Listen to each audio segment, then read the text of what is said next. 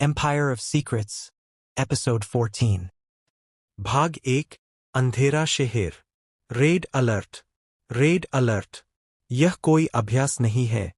सुबह के 6:15 बजे थे। मुंबई का आसमान बादलों से ढका हुआ था, मानो शहर खुद रो रहा हो। सड़कों पर एम्बुलेंस की सायरन गूंज रही थी। अस्पतालों के बाहर लंबी कतारें थीं। बच्चे रो रहे थे, बूढ़े कराह रहे थे, युवा दहशत में भाग रहे थे। X13. यह नाम ही काफी था। डॉ. अनन्या राठौर की आंखें लाल थीं। उन्होंने पिछले 48 घंटों में शायद ही कोई झपकी ली हो। लैब का एसी फेल हो गया था। उनके माथे पर पसीना था, लेकिन उनका ध्यान माइक्रोस्कोप पर था। सिया, देखो यह। अनन्या की आवाज थकी हुई लेकिन उत्साहित थी। सिया मल्होत्रा अपनी कुर्सी से उछलकर आई। फॉरेंसिक विशेषज्ञ होने के नाते उसने इस वायरस को हर कोण से देखा था। उसके हाथ में एक फाइल थी, उसकी आंखों में एक चमक थी। अनन्या, ये वायरस लैब में बना है। सिया ने फाइल मेज पर पटकी। प्राकृतिक नहीं, कोई इंसान इसे बना रहा है। अनन्या ने माइक्रोस्कोप से नजर हटाई। तू कैसे कह सकती है? सिया ने फाइल खोली। इस वायरस का डीएनए स्ट्रक्चर देख। ये 2022 में सिंगापुर लैब में बने एक सिंथेटिक वायरस से 97% मैच करता है। लेकिन उसे और ज्यादा घातक बनाया गया है। अनन्या की सांसें थम गईं। यानी ब्लैक किंग के हाथ में एक पूरी लैब है। अनन्या, सिया ने उसका हाथ पकड़ा। और वो हर कदम हमसे 2 कदम आगे है। भाग 2 माफिया का दिल। मुंबई के स्लम एरिया में कबीर आहूजा अपनी जैकेट उतार रहा था। उसके शरीर पर पसीना, कपड़ों पर खून और कीचड़। उसके 20 लोग मेडिकल सप्लाई बांट रहे थे। बॉस, तीसरी स्लम कॉलोनी में लोग मर रहे हैं, विक्रम ने कहा, उसका दाहिना हाथ। कबीर ने एक बुजुर्ग महिला को इंजेक्शन दिया। विक्रम, मेरे अस्पताल की सभी वैन एम्बुलेंस में बदलो। किसी को मत बताना ये माफिया का सामान है। लेकिन बॉस, पुलिस हमें रोकेगी। कबीर ने तेजी से मुंह घुमाया। उसकी आंखों में वही काली चमक थी जो पूरे शहर को हिलाती थी। तो पुलिस को बताना कि कबीर आहूजा ने आदेश दिया है। अगर कोई एक बच्चा मरा, तो मैं। अचानक उसका फोन बजा। उसने स्क्रीन देखा। अनन्या। उसकी सांसें भारी हो गईं। बिना कुछ बोले उसने कॉल लगा ली। कबीर। अनन्या की आवाज कांप रही थी। मुझे तुम्हारी मदद चाहिए। कबीर का चेहरा नरम पड़ा। उसने विक्रम की तरफ देखा, फिर फोन पर बोला। बोलो, क्या चाहिए? हमें कुछ रेयर केमिकल चाहिए, जो सरकारी सप्लाई में नहीं है। लिस्ट मुझे भेजो, कबीर ने तुरंत कहा। उसकी आवाज में कोई हिचकिचाहट नहीं थी। आधे घंटे में मैं खुद तुम्हारी लैब पहुंचूंगा। फोन कटा। विक्रम ने आश्चर्य से देखा। बॉस, हम खतरनाक इलाके से गुजरेंगे। पुलिस का नाकाबंदी है। कबीर ने अपनी गाड़ी की चाबी उठाई। उसकी आवाज में एक अजीब सा भाव था। अगर वो मर गई, तो इस शहर को बचाने का कोई मतलब नहीं रहेगा। भाग 3 2 दुश्मन, एक जंग। सायरन बज रहे थे। आईपीएस आर्यन सिंह राठौर ने अपनी बुलेट प्रूफ जैकेट पहनी और कंट्रोल रूम में घुसा। क्या रिपोर्ट है? उसकी आवाज में कमान थी। सर, 17 अस्पताल ओवरलोड है। दवाइयां खत्म हो रही है। लोग दहशत में सड़कों पर है। आर्यन ने मानचित्र देखा। उसकी आंखों ने सबसे घनी आबादी वाले इलाकों को चिह्नित किया। सभी पुलिस टीमों को लगाओ। हर कॉलोनी में चेकपोस्ट हो। सर, एक सिपाही ने अंदर आकर सलामी दी। कबीर आहूजा की टीम मेडिकल सप्लाई बांट रही है। वो हमारे चेकपोस्ट तोड़ रहे हैं। आर्यन के जबड़े भिंच गए। कबीर, वही ड्रग माफिया? जी सर। आर्यन ने अपनी गाड़ी की चाबी उठाई। मुझे उससे मिलना है। कबीर अपनी काली रेंज रोवर में केमिकल लेकर निकल रहा था। अचानक सामने पुलिस का नाकाबंदी थी। 10 पुलिस वालों के बीच खड़ा था आईपीएस आर्यन सिंह राठौर। दोनों के बीच सिर्फ 10 फीट की दूरी थी। हवा में बिजली कौंधी। कबीर आहूजा। आर्यन ने पिस्टल निकाली। गाड़ी से बाहर निकलो। कबीर हंसा। उसने धीरे धीरे गाड़ी की खिड़की नीचे की। उसकी आंखों में वही अहंकार था। आईपीएस साहब, ये वक्त नाटक खेलने का नहीं है। मेरे पास वो चीज है जो इस शहर को बचा सकती है। मुझे तुमसे कुछ नहीं चाहिए, आर्यन ने कहा। तुम कानून तोड़ रहे हो। और तुम? कबीर ने गाड़ी की डिक्की खोली। तुम्हारी सरकारी सप्लाई खत्म हो गई है। ये केमिकल देखो, ये वायरस की वैक्सीन के लिए जरूरी है। क्या तुम अपने अहंकार के कारण हजारों लोगों को मरने दोगे? आर्यन की आंखों में कसक थी। उसने अपनी पिस्टल नीचे की। ये केमिकल कहाँ से मिले? मेरी कनेक्शंस से। अगर तुम मुझे रोकोगे तो मैं इन्हें नष्ट कर दूंगा। लंबी चुप्पी। आर्यन ने अपनी टीम को हाथ दिखाया। रास्ता छोड़ो। सर, सिपाही ने विरोध किया। मैंने कहा रास्ता छोड़ो, आर्यन चीखा। फिर धीमी आवाज में कबीर से बोला, लेकिन अगर तुमने धोखा दिया तो तुम खुद मुझे गोली मारोगे, कबीर ने मुस्कुराते हुए कहा। मुझे पता है। कबीर की गाड़ी गुजरी। आर्यन ने उसे जाते हुए देखा। उसके दिमाग में एक बात थी। ये आदमी इतना खतरनाक क्यों है? लेकिन इतना भरोसेमंद क्यों लगता है? भाग 4। लैब के अंधेरे में। सिया ने स्क्रीन पर आखिरी डेटा देखा। अचानक उसके चेहरे पर खून दौड़ गया। अनन्या, ये देख। अनन्या दौड़कर आई। स्क्रीन पर एक लैब का ब्लूप्रिंट था। वायरस बनाने वाली लैब का लोकेशन। ये तो। सिया ने उंगली दबाई। ये सीएम हाउस के नीचे है। अनन्या की सांसें थम गईं। मतलब मुख्यमंत्री। ब्लैक किंग कोई बाहरी नहीं है, अनन्या, सिया फुसफुसाई। वो हमारी ही सरकार में है। सिया ने अपना फोन निकाला। मुझे इस ब्लूप्रिंट का सबूत सेव करना है। जब ये सब खत्म होगा। अचानक बज़। सारी बिजली चली गई। अंधेरा, बिल्कुल अंधेरा। अनन्या ने सिया का हाथ पकड़ा। दोनों की सांसें तेज थीं। तभी कोने से किसी के ताली बजाने की आवाज। ताली, ताली, ताली। धीमी, मजाकिया, खतरनाक, वो आवाज।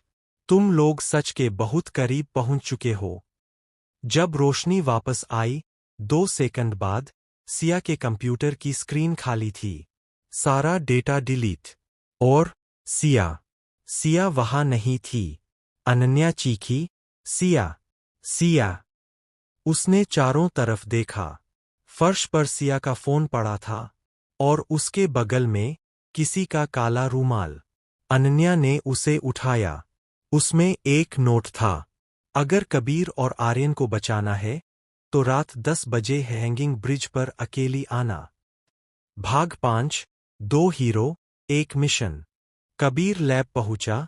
देखा अनन्या दीवार से लगकर रो रही थी। उसके हाथ में रूमाल था। कबीर ने बिना कुछ बोले उसे अपनी बाहों में ले लिया। उसका स्पर्श नरम था। उसकी आवाज में दर्द था। क्या हुआ? अनन्या ने सारी बात बताई। कबीर का चेहरा पत्थर हो गया। Hanging bridge. 10 बजे। अचानक लैब के दरवाजे पर दस्तक हुई। आर्यन खड़ा था, बिना बुलेट प्रूफ जैकेट के, बिना पिस्टल के। मुझे पता है सिया गायब हो गई, उसने कहा। मेरी टीम ने सीसीटीवी देखा। लैब के बाहर एक शैडो फिगर था। कबीर और आर्यन की नजरें मिलीं। पहली बार दुश्मन नहीं, सहयोगी। हमें साथ जाना होगा, आर्यन ने कहा। नहीं, कबीर ने कहा। तुम्हारा पहचान है, उन्हें पता होगा। मैं जाऊंगा, माफिया बॉस के रूप में। और अगर वो तुम्हें मार दिए? आर्यन ने पूछा। कबीर ने अनन्या की तरफ देखा।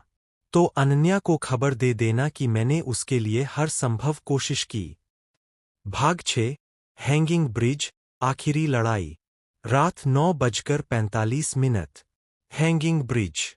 सर्द हवा, समंदर की लहरें और अंधेरा। कबीर अकेला आया। उसके कपड़े काले थे, आंखों में वही चमक। सामने 5 नकाबपोश लोग और उनके बीच बंधी हुई सिया। आ गए मिस्टर आहूजा, एक नकाबपोश ने कहा। हमें पता था तुम आओगे। सिया को छोड़ो, कबीर ने कहा। और बताओ तुम क्या चाहते हो? हम चाहते हैं, उसने कहा, कि तुम ब्लैक किंग के हाथों में अपनी माफिया साम्राज्य सौंप दो। सारी ड्रग्स, सारी गोलियां, सारी गाड़ियां। कबीर हंसा। और अगर मैंने नहीं किया तो ये लड़की मर जाएगी। अचानक एक गोली चली। बम। एक नकाबपोश गिर गया। पीछे से आर्यन सिंह राठौर अपनी पिस्टल के साथ। उसके पीछे 30 पुलिस वाले और कबीर की टीम। विक्रम, 20 लड़ाके। ये सरकारी कार्रवाई है, आर्यन चीखा। हथियार डालो। कबीर ने मौका देखा। उसने फुर्ती से सिया को खोलकर विक्रम की तरफ फेंका। इसे सुरक्षित निकालो। जंग छिड़ गई। गोलियां, धुआं, चीखें। अंधेरे में कबीर और आर्यन साथ साथ लड़ रहे थे। एक माफिया, एक आईपीएस, दोनों उसी शहर के लिए जान देने को तैयार। आखिरकार सारे नकाबपोश बेहोश या मरे हुए थे। सिया सुरक्षित थी।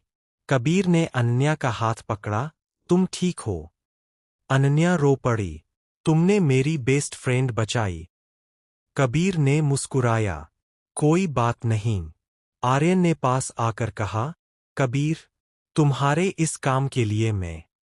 चुप रहो आईपीएस साहब, कबीर ने उसे बीच में रोका। मैं माफिया हूं। हम दोस्त नहीं बन सकते। लेकिन आर्यन ने हाथ बढ़ाया। हम दुश्मन हो सकते हैं कल, लेकिन आज तुम मेरे हीरो हो। दोनों ने हाथ मिलाया। भाग 7। अंत। एक राज उजागर। लैब में वापस। सिया ने सारा डेटा रिकवर कर लिया था। सीएम हाउस के बेसमेंट में एक गुप्त लैब है। उसने स्क्रीन दिखाई। ब्लैक किंग वहां से ऑपरेट करता है। अनन्या और कबीर ने स्क्रीन देखा। अचानक आर्यन का फोन बजा। उसने कॉल लगाई। सर। एक आवाज, मुख्यमंत्री की। आर्यन, तुमने बहुत अच्छा काम किया है। मैंने सुना तुमने माफिया को भी हरा दिया। आर्यन ने स्पीकर ऑन किया। सब ने सुना। सर, मुझे सूचना मिली है कि एक गुप्त लैब। हाँ मुझे पता है, सीएम ने कहा। वो लैब मेरी है। सबके चेहरे सफेद पड़ गए। क्या? आर्यन चीखा। हाँ आर्यन, मैं ही ब्लैक किंग हूं। और अब जब तुम सबको पता चल गया है। अचानक लैब में अलार्म बजने लगा। तुम्हारा लैब 5 मिनट में फट जाएगा। अलविदा, हीरोज। सीएम ने कॉल काट दी। भागो, कबीर चीखा। सब भागे। लैब से बाहर सभी बच गए। लेकिन कबीर के पीछे देखा, अनन्या नहीं थी। वो वापस लैब के अंदर किसी डेटा को बचाने गई थी। कबीर ने बिना सोचे वापस दौड़ लगाई। अनन्या। अनन्या अपनी फाइल पकड़े भाग रही है। अचानक एक धुआं, एक शैडो, किसी ने उसका गला पकड़ा। बहुत दूर तक आ गई हो। वही आवाज, सीएम की। असली ब्लैक किंग की। अनन्या की आंखों में खौफ। अचानक दरवाजा टूटा। कबीर खड़ा है। उसकी जैकेट फटी हुई, खून सना हुआ। उसकी आंखों में वही काली चमक। उसे छोड़ो। कबीर की आवाज गरजी। सीएम बोला, या तो तुम उसे बचाओ, या ये डेटा, दोनों नहीं मिल सकते। कबीर ने अनन्या को देखा। उसकी आंखों में दर्द, प्यार और संकल्प। अनन्या, मुझे माफ करना। और उसने सीएम पर झपट्टा मारा। बाहर आर्यन, सिया और पूरी टीम देख रही है। लैब जल रही है। सिया रो रही है। नहीं, अनन्या। कबीर। आर्यन का चेहरा पत्थर हो गया है। तभी मलबे में से एक हाथ निकलता है। कबीर का। वो अनन्या को गोद में उठाए बाहर आता है।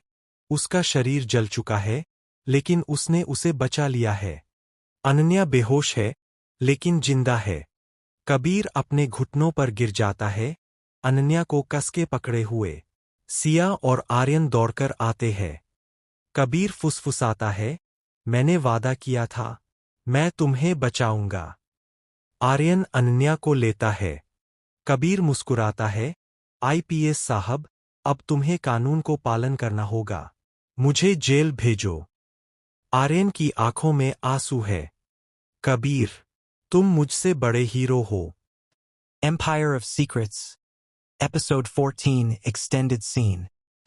मलबे के ठीक बाहर सायरन की आवाजें धीमी पड़ रही थीं। एम्बुलेंस की लाल बत्तियां सिया के चेहरे पर चमक रही थीं। सिया फर्श पर बैठी थी। उसके हाथ कांप रहे थे। अनन्या को स्ट्रेचर पर ले जाया जा रहा था। कबीर बेहोश पड़ा था। उसके आंसू रुकने का नाम नहीं ले रहे थे। अनन्या, मैं तुझे बचा नहीं पाई। वो फुट-फुट कर रो रही थी। मैं सबूत ले आई, लेकिन तू।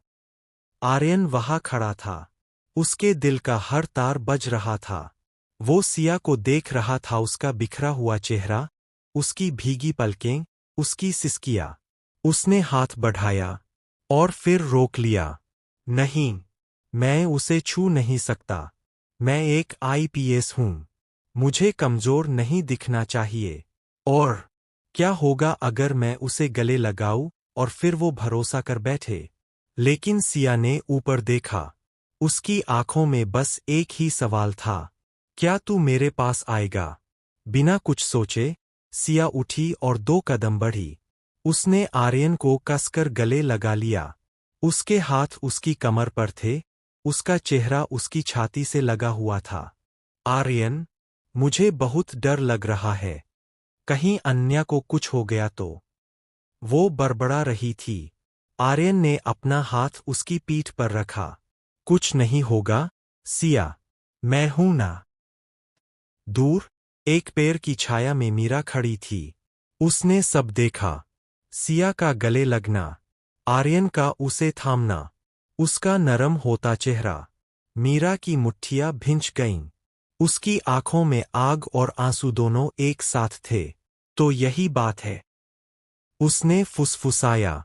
इसलिए वो मुझसे दूर भागता है, इसलिए उसे मेरी परवाह नहीं। वो सिया के पीछे पड़ा है। उसके दिल में दर्द तो बहुत था, लेकिन मीरा कमजोर नहीं थी। वो सीधे उन दोनों की तरफ चल पड़ी। आर्यन ने जैसे ही मीरा को आते देखा, वो सिया से अलग हुआ। मीरा, मैं। लेकिन मीरा ने उसे बोलने का मौका नहीं दिया।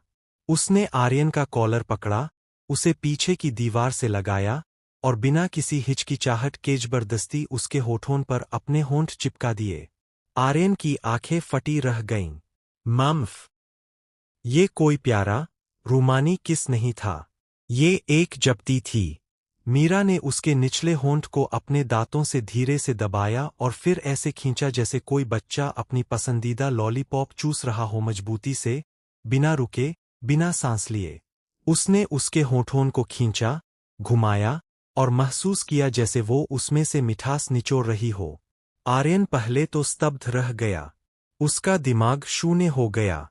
उसकी बाहों ने विरोध करने की कोशिश की, लेकिन उस किस की गर्मी ने उसका पूरा कंट्रोल छीन लिया। उसकी पलकें भारी हो गईं। वो एक पल के लिए झुक गया। उसने उसे वापस किस करने की कोशिश भी की, लेकिन फिर अचानक उसे होश आया।